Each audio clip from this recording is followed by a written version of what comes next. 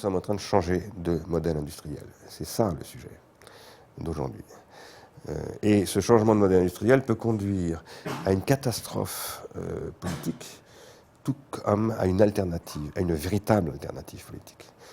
Il y a des chances extraordinaires d'alternatives dans ce changement, mais il y a aussi des menaces extraordinaires dans ce changement de fascisme technologique, on pourrait dire. Et nous sommes vraiment à la croisée des chemins. Et ça, c'est ce qu'aucun candidat à l'élection ne pose comme problème.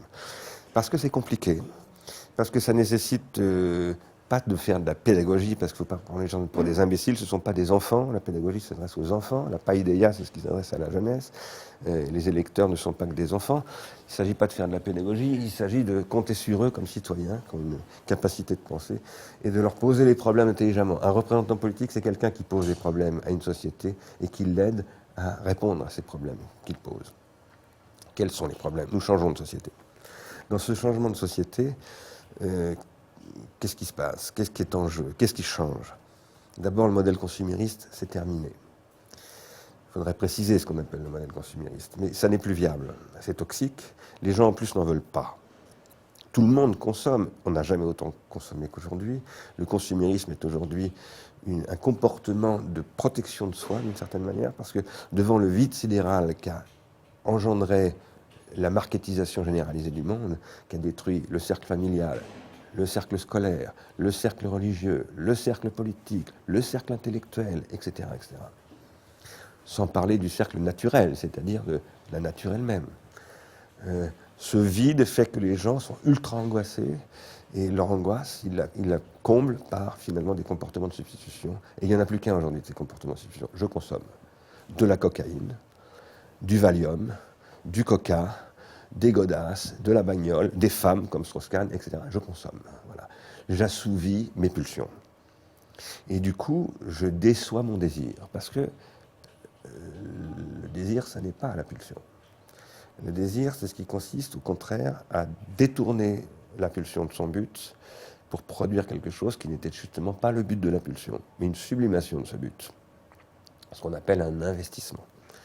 J'investis dans ma femme, nous créons une famille, nous nous engageons dans une relation de fidélité. J'investis dans mon entreprise, je peux aussi, ça peut être un investissement. Les gens montent des entreprises, parfois pas du tout pour gagner de l'argent, parce qu'ils croient en un truc, ils ont envie de faire quelque chose, et c'est très très bien. Moi je défends tout à fait ça.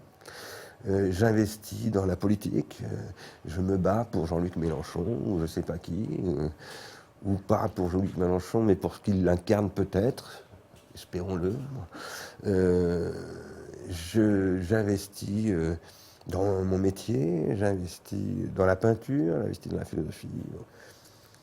Ça, c'est ce qui produit du social, c'est ce qui produit de l'avenir, c'est ce qui produit de l'espoir, c'est ce qui produit de la croyance, du crédit. C'est le seul moyen de lutter contre la dette. La dette n'étant pas du tout un problème.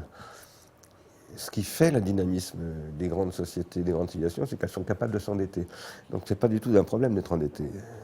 Le problème, c'est de ne croire à rien.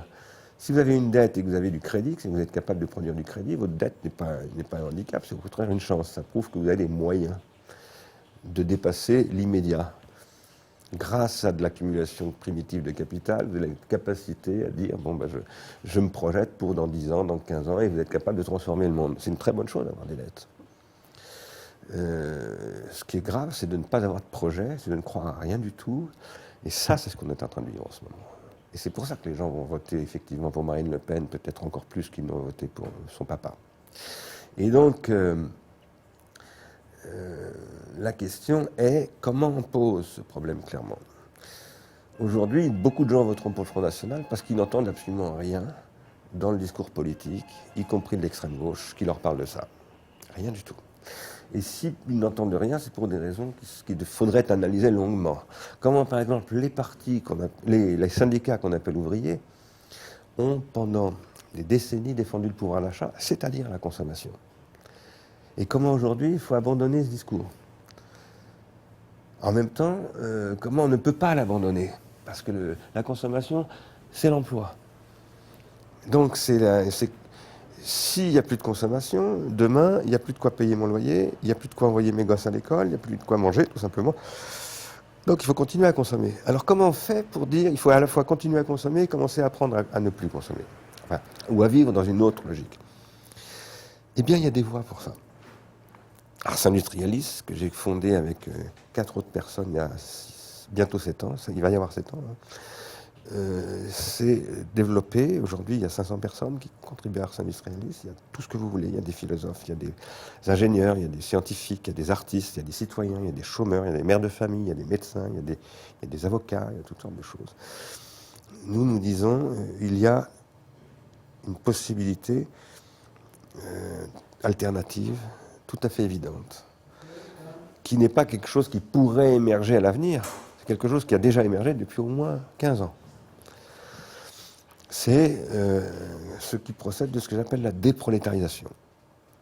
Donc il faut commencer à réorganiser les choses. Mais il y a plein de choses qui se font par ailleurs. Hein, parce que je vous disais, pour revenir à ma proposition sur l'invention d'une alternative, c'est en train de se faire. Il y a 2 jours, j'ai discuté avec un industriel allemand qui réfléchit beaucoup sur des modèles d'énergie contributive qui sont des modèles totalement différents du modèle EDF, etc.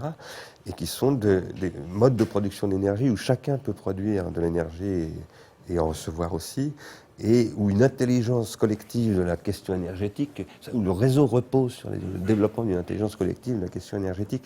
Et ce sont des choses extrêmement sérieuses qui sont faites par des gens extrêmement savants.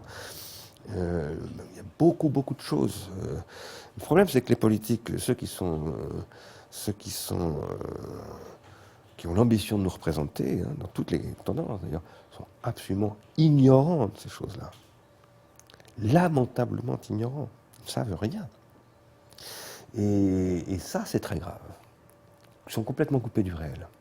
Pas au sens où ils sont dans la jet set, ils passent à la télé, il y a ça aussi.